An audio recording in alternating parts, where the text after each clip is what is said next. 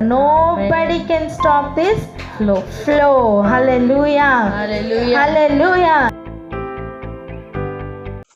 సిలువ వేయబడిన యేసుక్రీస్తు తప్ప నాకు ఇంకేమీ తెలియదని చెప్తున్న పౌలుకు అనుభవాలు అనేకములు. సౌలుగా ఉన్నప్పుడు నిర్జీవమైన స్థితి గుర్తుపట్టిన సౌలు, గుర్తుపట్టిన పౌలు ఇప్పుడు పలుకుతున్న మాట, నాకు ఆ పాత అనుభవాలు నాకేవి వద్దు.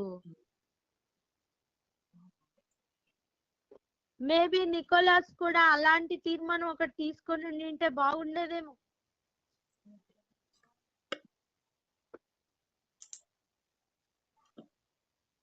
పౌలు అట్టి తీర్మానం తీసుకోవడానికి కారణం ఉందండి.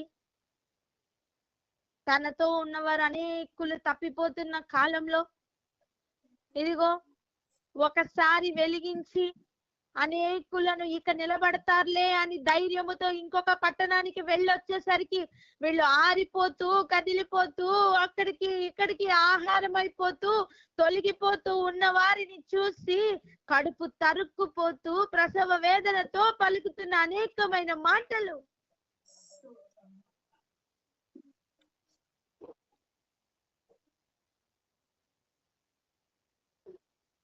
వ్యర్థమైన అనవసరమైన వాటికి త్వరగా తిరిగిపోతున్న సంఘం చూసి బాధపడుతున్న ఒక వేదన.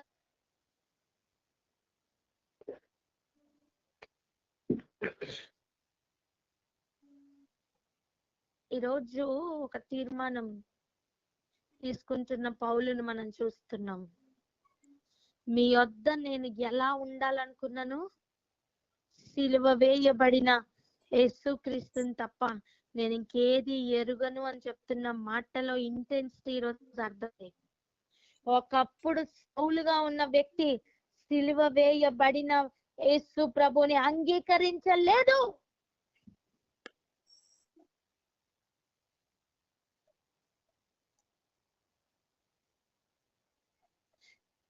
స్టెఫను చావుకు కూడా సమ్మతించిన సౌలు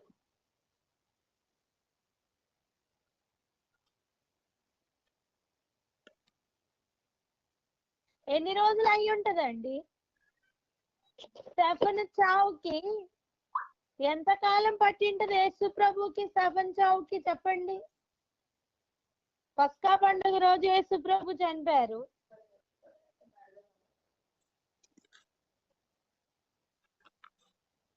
పెంతెకోస్తు అనుభవం తర్వాత వెంటనే సభకు పిలిపించారు. ఆ తర్వాత వారిని ఇంకేమీ చేయలేక విడిచిపెట్టారు, బెదిరించారు, విడిచిపెట్టారు. సంఘము నానాటికి పెరుగుతూ వచ్చింది. మేము ప్రార్థనలోను వాక్యంలోనూ ఉండాలి కనుక ఈ వంటల్లో వార్పుల్లో వడ్డించడంలో టైం సరిపోవట్లేదని పరిశుద్ధాత్మతోనూ విశ్వాసంతోనూ నిండుకొనిన వారిని మీరు ఎన్నుకోండి ఈ పని కొరకు అన్నప్పుడు 7 నియమింపబడ్డారు. వారి చేత మహత్కార్యాలు జరుగుతున్నప్పుడు ఎంతమంది నిజముల వారు మేలును అనుభవించారో వారందరూ కీడు చేయడానికి పరిగెత్తుకుని వచ్చారు. దొరికింది ఒక పెద్ద మహాసభ.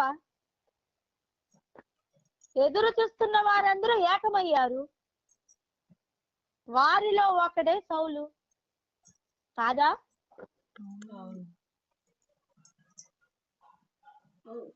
అసలు సౌలుని గురించిన ఇంట్రడక్షన్ ఎలా ఉంది తెలుసా? సౌలుని గురించిన ఇంట్రడక్షన్ ఎంతరంగా ఉందో తెలుసా? చూడండి ఒకసారి 8వ అధ్యాయం అపోస్తుల కార్యాలు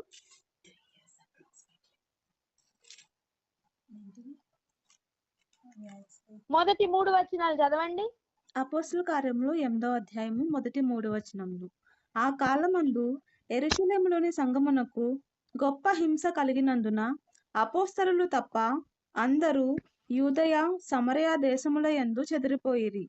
భక్తిగల మనుషులు స్టెఫనును సమాధి చేసి అతనిని గూర్చి బహుగా ప్రలాపించిరి. సౌలైతే ఇంటింటా చొచ్చి పురుషులను స్త్రీలను ఈడ్చుకొని పోయి చెరసాల్లో వేయించి సంఘమును పాడు చేయుచుండెను. ఇదండి సౌలు అనుభవం. ఇదేనండి సౌలు అనుభవం. తాను నేర్చుకున్న ధర్మశాస్త్రం ఏమి నేర్పించింది? సంఘముని పాడు చేయడం. తాను చేసిన శిష్యరికం ఏం నేర్పించింది? స్త్రీలను పురుషులను ఈడ్చుకొని పోయి చెరసాలలో వేయించడం కాదా? తాను నేర్చుకున్న ధర్మశాస్త్రం వెలుగునకు చీకటికి తేడా చూపించలేకపోయింది. కానీ దమస్కు మార్గంలో ఒక్క ఎన్కౌంటర్ జరిగింది కదా, ప్రకాశమానమైన వెలుగు వలె. ఆ అనుభవం తర్వాత కదా మేలుకు కీడుకు తేడా, వెలుగుకు చీకటికి తేడా కనిపించడం ప్రారంభమైంది.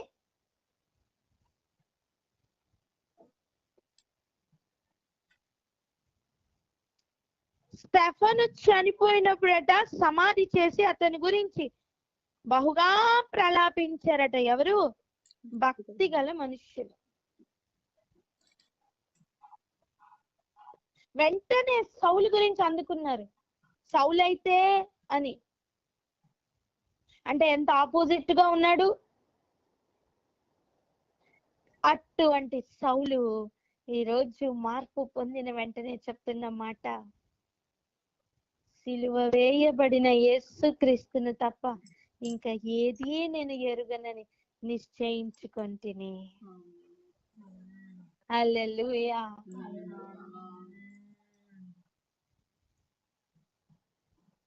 సిలువ వేయబడిన యేసుక్రీస్తు నా సబ్జెక్ట్ కాదన్నట్టు తిరిగిన సౌలు ఈ రోజు ఆ సబ్జెక్ట్ తప్ప ఇక నాకేది తెలియదు అంటున్నాడు. మ్యాథ్స్ లో ఫెయిల్ అయిన అనుభవం ఉన్న ఒక వ్యక్తి మ్యాథ్స్ కే టీచర్ అయితే ఎలా ఉంటుంది?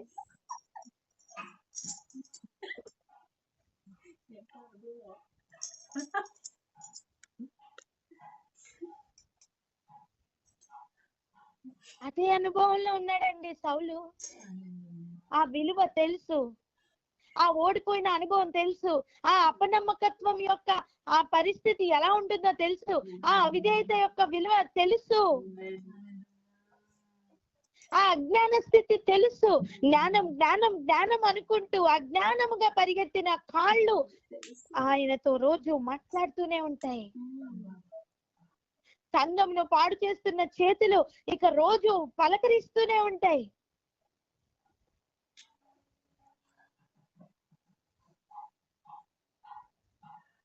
నేను అనుకున్నవన్నీ వ్యర్థమని, నేను తలంచినవన్నీ కూడా అన్ని తప్పులే అని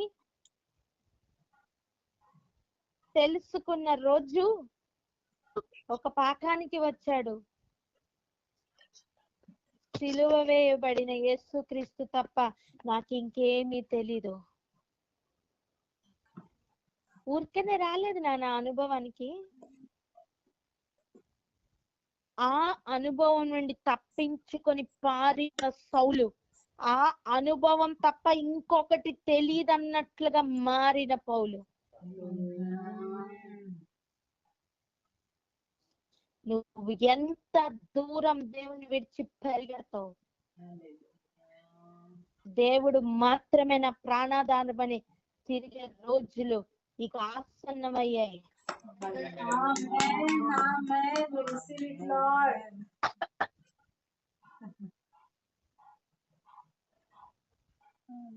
నీ డాక్ట్రిన్స్ అన్ని కూడా నిన్ను ఎలా నడిపించాయో తెలుసా? ఒకవేళ పౌలు గనక మారకపోయింటే సంఘమును పాడు చేయడానికి ప్రతి ఇంటింటికి చొచ్చి ప్రతి ఊరు తిరుగుతూ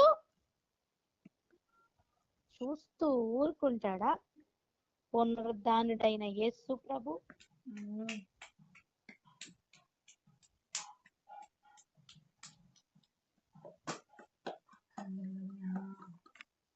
తన అజ్ఞానములో ఉంచాను అనుకున్న అపవాదికి కష్టాలు స్టార్ట్ అయ్యాయి.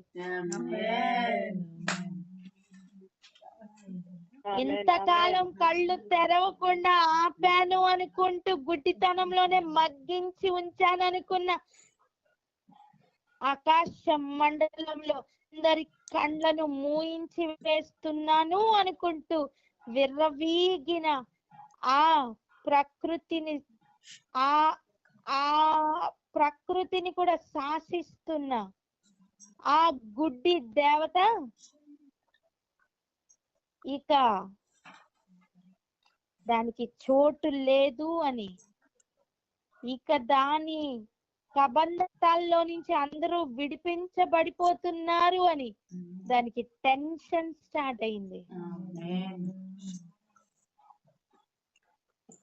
అవిధేయత అనే గుడ్డితనంలో మగ్గించి ఉంచిన ప్రతి శక్తికి ఇక మెరుపులు. మనం నేర్చుకున్నాం జకర్యా గ్రంథంలో మెరుపులు ఎప్పుడు వస్తాయో.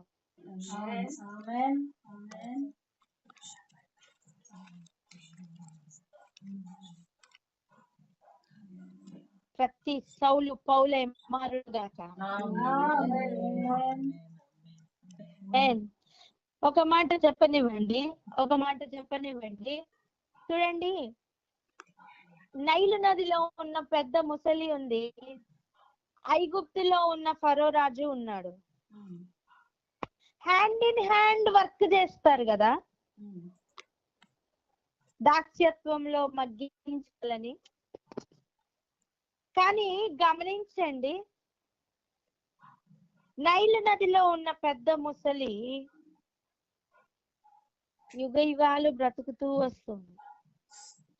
కానీ ఫరో స్థానంలో ఉన్న శరీరంతో ఉన్న వ్యక్తులు చనిపోతూ వస్తూ ఉన్నారు, ఒకరి తర్వాత ఒకరు.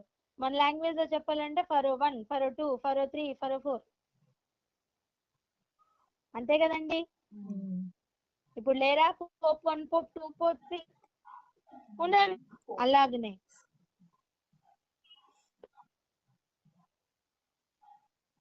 ఎంత మంది మారిన మిషన్ ఒక్కటే, దాస్యపు గృహం.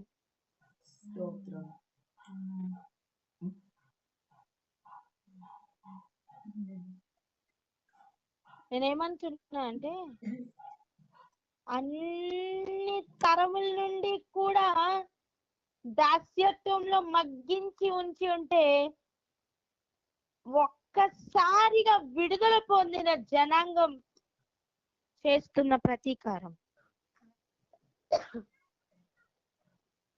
హల్లెలూయా.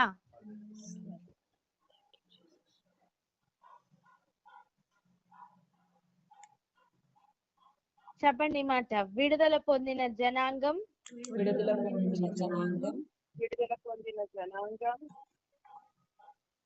చేస్తున్న ప్రతీకారం అని.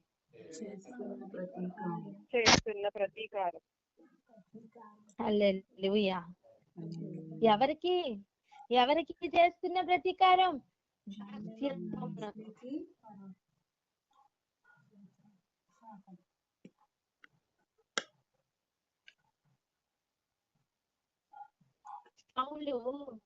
పౌలుగా మారిన తర్వాత సౌలుగా ఉన్న అనుభవంలో అంగీకరించలేని ఒక విషయమే యేసుక్రీస్తు యొక్క శిలువ మరణం. డాక్ట్రిన్ అంతా ఓకే, వాక్యం అంతా ఓకే, ధర్మశాస్త్రం అంతా ఓకే, కానీ యేసు ప్రభు శిలువ వేయబడడం, యేసు ప్రభు భూమి మీదకి దేవుని కుమారుడుగా వచ్చారు అన్న విషయం, ఇవన్నీ కూడా అంగీకరించడానికి కుదరని విషయాలుగా, నిజంగా చెప్పాలంటే డైజెషన్ అవ్వని ఘన పదార్థాలుగా ఆగిపోయి, అరిగించుకోలేని విషయాలుగా ఆగిపోయాయి. కానీ ఎప్పుడైతే మార్పు పొంది బిడ్డ బయటకు వచ్చాడో అది తప్ప వేరే అరగట్లేదట. హల్లెలూయా. మీకు అర్థమవుతుందా? అది తప్ప వేరే అరగట్లేదని చెప్పండి. తప్ప వేరే ఎరగట్లేదు. అరగట్లా డైజెషన్ అవ్వట్లా. అది తప్ప వేరే డైజెషన్ అవ్వట్లేదు. అది తప్ప వేరే డైజెషన్ అవ్వట్లేదు. ఆమేన్. గమనించి ఈరోజు ఒకటి ప్రార్థన చేసుకుందాం. ఏంటంటే, నాకు దేవుడు వద్దు వద్దు వద్దు అని పారిపోతున్న వాళ్ళు, నాకు దేవుడు పాదాలు ఉంటే చాలు చాలు చాలు చాలు అని పరిగెత్తి పరిగెత్తి పరిగెత్తి ఆయన పాదముల దగ్గరే ఉందురుగాక. ఆమేన్. ఎవరైనా ప్రార్థన అందుకోండి. స్తోత్రం స్తోత్రం స్తోత్రం స్తోత్రం స్తోత్రం రాజా.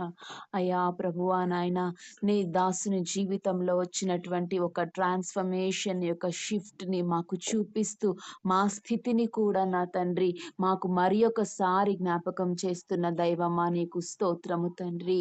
అయ్యా ఇంటింటా చొచ్చి నాయనా క్రీస్తు యొక్క సంఘమును హింసించిన అదే సౌలు నా ప్రభువా, కొద్ది కాలము తరువాత సిలువ వేయబడిన యేసుక్రీస్తుని తప్ప మరి దేనిని నేను ఎరుగకుందును అన్నటువంటి ఆ ట్రాన్స్ఫర్మేషన్ ప్రభువా ఈరోజు మీరు మాకు చూపిస్తున్నారు దేవా. మీకు స్తోత్రము రాజా.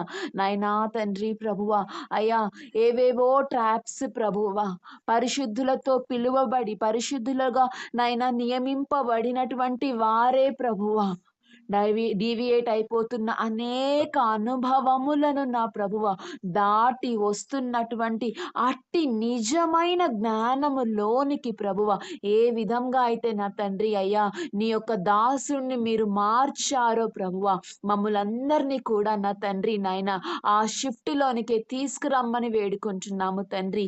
ఏది జ్ఞానం అని, ఏది నీతి అని, ఏది భక్తి అని నా ప్రభువ గుడ్డిగా నమ్మిన పాత అనుభవములను దాటి కేవలము సిలువ వేయబడిన యేసుక్రీస్తు యందలి ఆసక్తితో మాత్రమే ఆ కదలుటకు ప్రభువ అయా మీరే అట్టి నిజమైన జ్ఞానమును దయచేయండి. ఏది జ్ఞానము అనబడుతున్నదో అయ్యా, ఈ లోకము దేనిని జ్ఞానముగా ఎంచుతున్నదో అది జ్ఞానము కాదు కానీ ప్రభువ పైనుంచి వచ్చు అట్టి జ్ఞానమయ్యా ఆ యేసుక్రీస్తును మాత్రమే ఎరిగియుండు జ్ఞానము ప్రభువ అది మాకు దయచేయమని ప్రార్థిస్తున్నాము నా తండ్రి.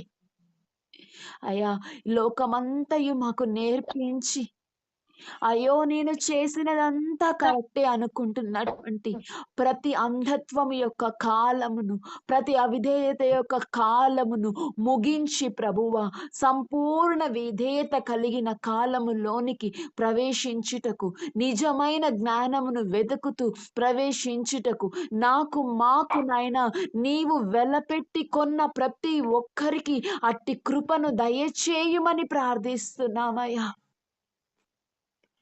లోకములో పరిగెత్తి పరిగెత్తి అలసిపోయిన పాదములు ఏ ఇళ్లలోకైతే చొచ్చిన ప్రభువా హింసించుటకు పరిగెత్తిన పాదములు మరలా అదే విధముగా అదే ఇళ్లలోకి ప్రవేశించి సిలువ వేయబడిన యేసుక్రీస్తునే ప్రకటించుటకు పరిగెత్తిన ఆ మార్పు ప్రభువా మా జీవితములలో కూడా సంపూర్ణంగా కలుగు కృపనివ్వండి అయ్యా.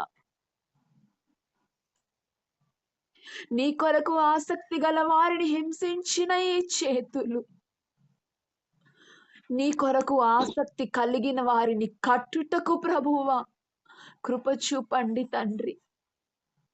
ఇక దేనిని ఎరుగకుందుమని ఇప్పటి వరకు ఏవి నా ప్రభువా మేము ఎరిగి ఉన్నామని తలంచుకొనిచున్నాము వాటికి అజ్ఞానులమై, ఏ విషయమందు మేము జ్ఞాన ప్రవీణత గలవారమని తలంచుచున్నాము వాటన్నిటికీ మేము వెర్రివారమై పరసంబంధమైన ఆ పిలుపులోనికి నిశ్చయముగా ప్రవేశించుటకు ప్రభువా కేవలము నిన్ను ఎరుగుటకు, నీ పాదముల యొద్ద మాత్రమే ఉండుటకు మీరు సహాయము దయచేయమని ఆ రూపాంతరములో ప్రభువా నన్ను మమ్మల్ని సార్వత్రిక సంఘమును అదే నా ప్రభువా ఏ భ్రమ పెట్టే మార్గములో కాక కేవలము ఆ తిన్నదినైనా ఆ మార్గములో మాత్రమే నడిపించమని వేడుకుంటూ కృతజ్ఞతలు చెల్లించుకుంటూ యేసు పరిశుద్ధ నామములో ప్రార్థించి పొందుకొని ఉన్నాము తండ్రి.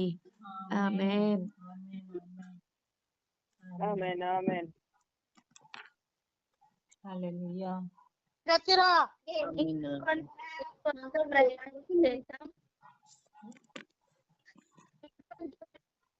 హలో, వారు లోతుల్లోనికి వెళ్దామంట. నీ వాయిస్ బ్రేక్ అవుతుంది మా స్మిత. ఇప్పుడు అక్క ఇప్పుడు ఓకే. ఇప్పుడు ఓకేనా? ఇంతకు ముందు ఇంకొంచెం లోతుల్లోనికి వెళ్దాం, వాళ్ళు లోతుల్లోనికి వెళ్దాం అని చెప్తారా? లోతుల్లోనికి వెళ్దాం. లోతుల్లోనికి వెళ్దాం. ఇంకా మేము చాలు అనేవారు ఎవరైనా ఉంటే మాకు చాలు అని చెప్తారా? మళ్ళీ బ్రేక్ అవుతుందండి. బ్రేక్ అవుతుంది మా నీ వాయిస్. స్తోత్రం. హల్లెలూయా హల్లెలూయా. అమూల్య ఉన్నావురా?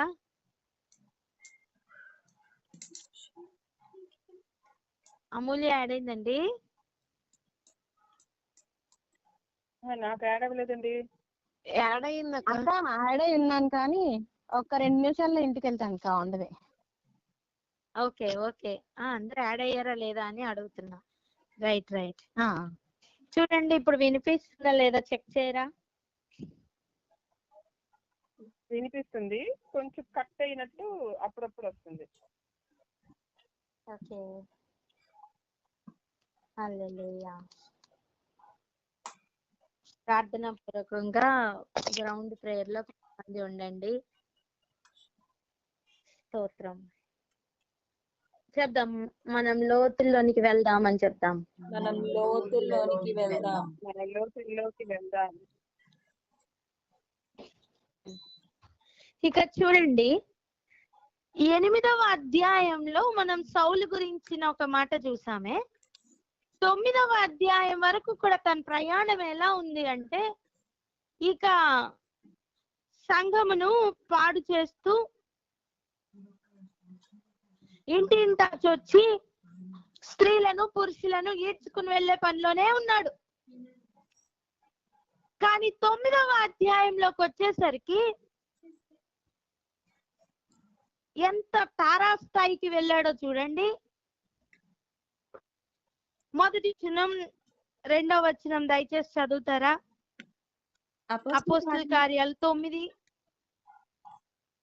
అపోస్తల కార్యములు 9వ అధ్యాయము మొదటి 2 వచనంలో చదువుకుందాము. సౌలు ఇంకను ప్రభువు యొక్క శిష్యులను బెదిరించుటయు హత్య చేయుటయును తనకు ప్రాణాధారమైనట్టు ప్రధాన యాజకుని వద్దకు వెళ్ళి, ఈ మార్గమందున పురుషులనైనను స్త్రీలనైనను కనుగొనిన యెడల వారిని బంధించి యెరూషలేమునకు తీసుకుని వచ్చుటకు దమస్కులోని సమాజంలో వారిని పత్రికలిమ్మని అడిగెను. ఏంటంట? ఈ మార్గంలో ఉన్న వారిని. ఏ మార్గంలో?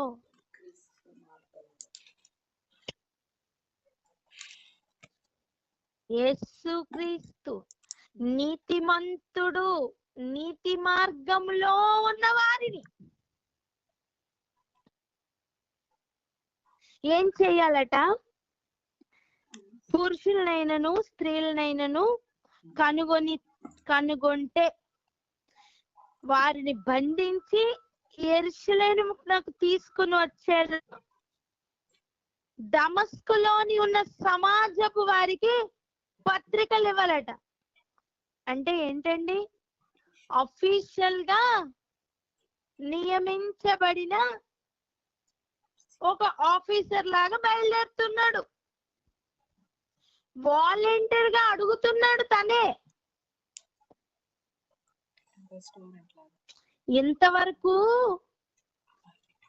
ఇంతవరకు తను చేసిన కార్యాలు చాలా అన్నట్టు ఇప్పుడు అఫీషియల్ గా షూట్ ఎట్ సైట్ ఆర్డర్స్ తీసుకున్నట్టుగా తీసుకుంటున్నాడు. ఏం చేస్తున్నాడు చూడండి. సౌలు ఇంకను ప్రభు యొక్క శిష్యులను బెదిరించుటయును హత్య చేయుటయును తనకు ప్రాణాధారమైనట్టు ప్రధాన యాజకుని దగ్గరికి వెళ్ళాడు. అంటే ప్రాణాధారం అంటే ఏంటి? ఇది లేకపోతే నేను చచ్చిపోతాను అనేది ప్రాణాధారం కాదా? సంఘమును పాడు చేయుట అనేది తనకు ప్రాణాధారంగా మారిపోయింది. బెదిరించుట అనేది ప్రాణాధారంగా మారిపోయింది. హత్య చేయుట ప్రాణాధారంగా మారిపోయింది. ఎవరికి? సౌలుకి. కానీ ఆ అనుభవంలోంచి బయటికి వచ్చి ఒక మాట పలుకుతున్నాడు చూడండి పౌలుగా మారాక. 1 కొరింథీయులకు రాసిన పత్రిక 2వ అధ్యాయం 3వ వచనం ఒకసారి చదవండి. కొరింథీయులకు రాసిన మొదటి పత్రిక 2వ అధ్యాయము 3వ వచనం. మరియు బలహీనతతోనూ భయముతోనూ ఎంతో వణుకుతోనూ మీ యొద్ద నుంటిని. అబ్బా, బలహీనతతో భయముతో వణుకుతో మీ వద్ద ఉన్నాడండి. అయ్యో ఏంటండి అసలు, కమ్మాన్ అర్థం చేసుకుందాం. ఒక ట్రాన్స్ఫర్మేషన్ కదా. సౌలుగా ఉన్నప్పుడేమో బెదిరించాడు, పౌలుగా మారాక బెదిరిపోతున్నాడు.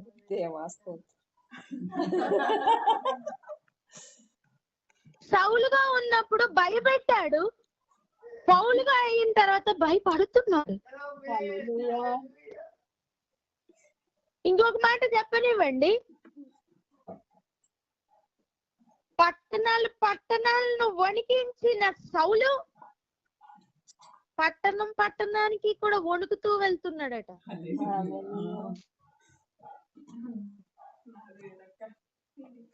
ఏంటండి ఆ లెవెల్ ఏంటండి?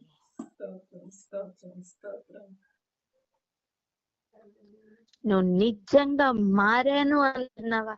ఒక్కసారి నీ చరిత్ర నువ్వే వెనక్కి వెళ్ళి చూసుకున్నానా?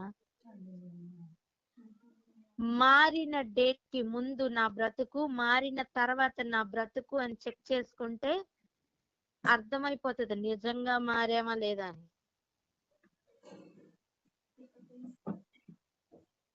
నువ్వు మారక ముందు బెదిరించావు, మారిన తర్వాత కూడా బెదిరిస్తున్నావు. ఏం ప్రయోజనం?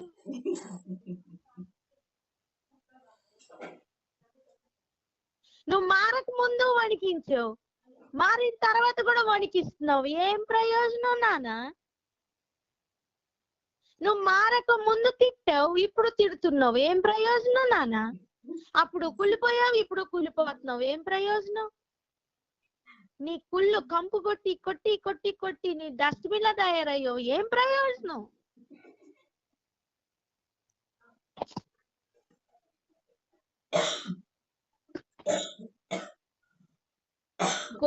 గొర్రెని కంటది, మేక పిల్లని కంటది, డస్ట్బిన్ కూడా డస్ట్బిన్స్ కంటుంది. చెత్త.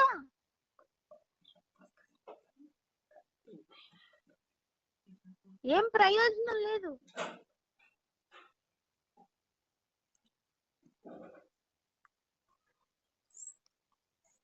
ఒక పౌలు సౌలుగా ఉన్నప్పుడు జీవితంలో తన అనుభవాలన్నీ కూడా మార్చుకొని తను ఒక ట్రాన్స్ఫర్మేషన్ గుండా వెళ్తూ అనేక సంఘంలో చూడండి, పట్టణాలకు అధికారపూర్వకంగా వెళ్ళి బెదిరించిన అదే అనుభవం ఈరోజు కొరింథీ పట్టణానికి పత్రికను పంపిస్తూ తన ఫీలింగ్స్ కూడా పంపిస్తున్నాడు. ఎటువంటి ఫీలింగ్స్ ని? వణుకుతూ, బెదిరిపోతూ, భయముతో వణుకుతూ ఉన్నాడట. కారణం ఏంటో తెలుసా? ఆ రోజు నా సబ్జెక్ట్ కాదు అనుకున్నది ఇప్పుడు నీ సబ్జెక్ట్ గనుక. హలో, ఏది నాది కాదు అనుకున్నావో అది నీదై మారింది కనుక నీ జీవితం మారింది. ఈ రోజు మన జీవితాలు ఎందుకు మారట్లేదో తెలుసా? మనం దేన్ని పట్టుకోవాలి, అది పట్టుకోలేదు కనుక.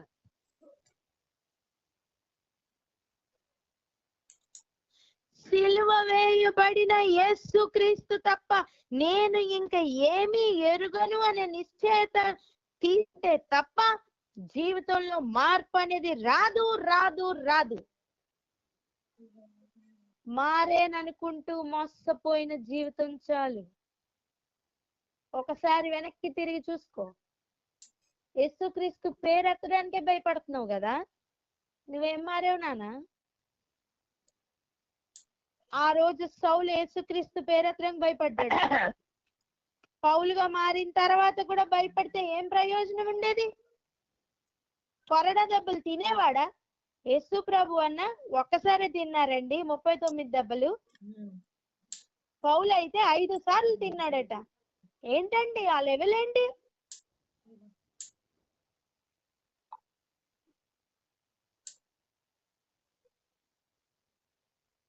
పౌలు లెవెల్ ఎంత ఎక్కువ తెలుసా?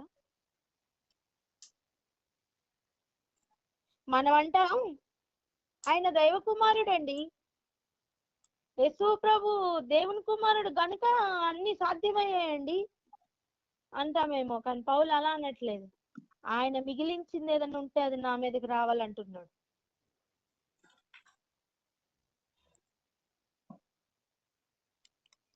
ఎలా వచ్చాడు ఆ అనుభవానికి? ఒక్కటే కారణం, తన జ్ఞానం విడిచిపెట్టాడు, తన వాక్చాతుర్యం విడిచిపెట్టాడు. సిలువను గురించిన యేసుక్రీస్తు తప్ప నాకు ఇంకేమీ తెలియదని నిశ్చయించుకున్నాడు గనుకనే అది సాధ్యమైంది నాన్న.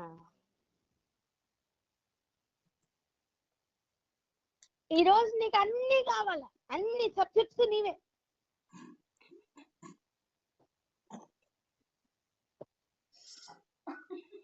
నీ పొరుగు వాడి ఓన్ బిజినెస్ కూడా నీ బిజినెస్.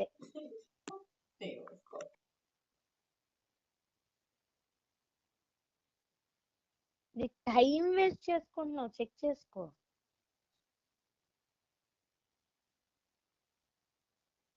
టైం లేదు.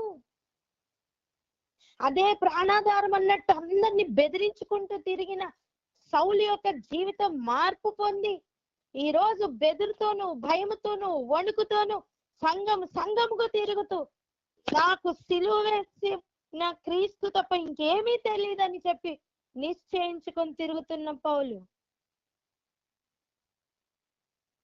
ఈరోజు అటువంటి మార్పులోనికి రాకపోతే మనం మార్పు పొందామని చెప్పడానికి అర్హతే లేదు. ఒకవేళ చెప్పుకుంటూ తిరుగుతూ మోసం పోతే గమ్యం చేరాక అర్థమవుతుంది నేను మోసపోయానని. వెనక్కి రాలేం.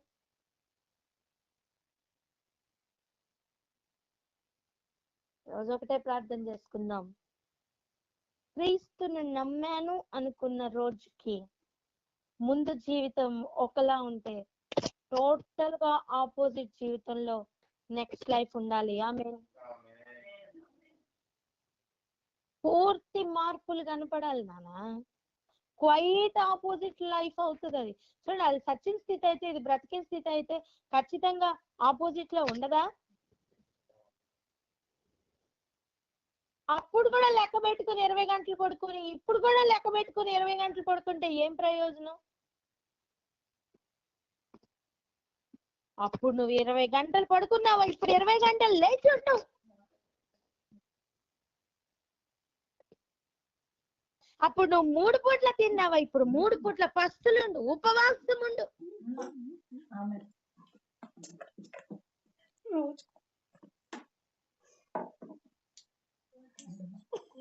మార్పు పొందాను అని చెప్పి ఎవరిని భ్రమ పెడుతున్నావు? నిన్ను నువ్వే మోసం చేసుకుంటా.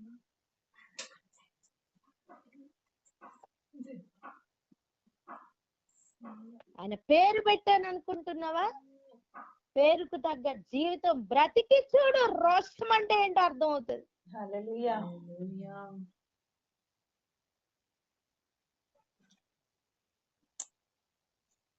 ఆయన నామం ఒప్పుకోవడానికి కూడా భయపడుతుంటే ఎట్లా ఎలా ఎలా అండి సిలువ వేయబడిన అనుభవం ఎలా వస్తుంది?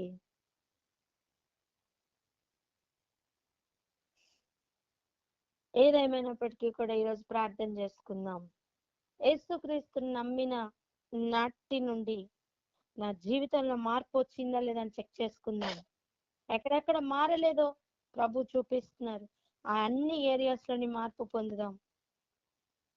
ఈ అనుభవాలన్నీ కావాలంటే ఒక్కటే నా సబ్జెక్ట్ అని తీసుకోవాలి. ఇది కాకుండా అల్లరితో కూడిన ఆటపాటలు, మత్తు, విలాసం, నవ్వు పుట్టించే పనులు, ఇవన్నిటికీ టైం లేదు.